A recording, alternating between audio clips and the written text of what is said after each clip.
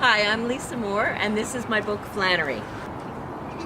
When I was growing up, I read young adult novels, by the wheelbarrow full. I devoured them. I lived in a house where I lived with my sister-in-law, her son, my daughter, my stepdaughter, and I had a little baby after that who was a boy, and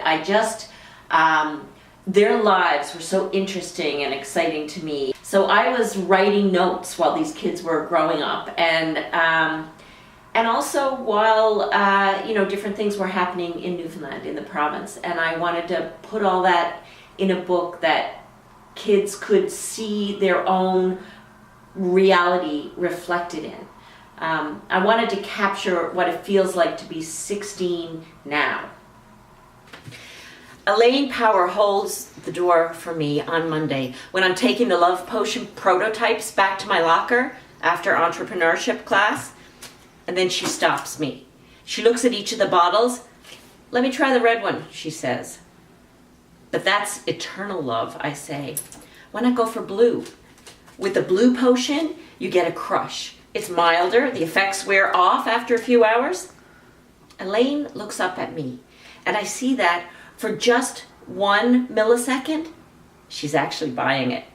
"I mean, go ahead if you want," I say, "but whomsoever you happen to gaze upon after a sip of the red potion, that's it. You'll long for them forever. The rest of your life." It's kind of a big decision. So Flannery is a book about a young girl named Flannery. She's 16 years old. She has a best friend named Amber. She's fallen madly in love with a boy who is bad news.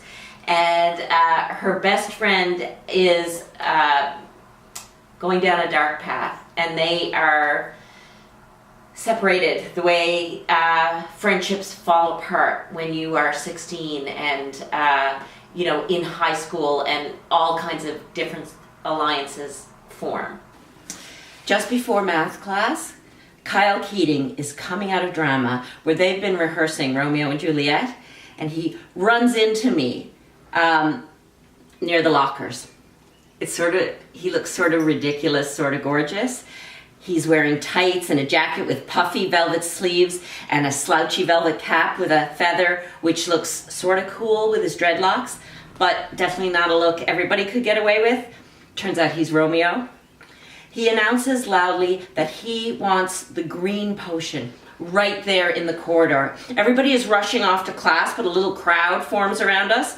"I don't know," I say. "We've got to get to math." But I take the potion out of my locker and hand it over.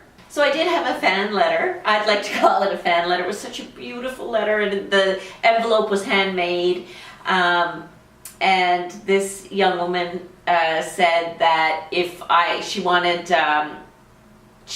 a sequel, and I think a sequel to Flannery, and I think that is the most wonderful compliment there is, for a book.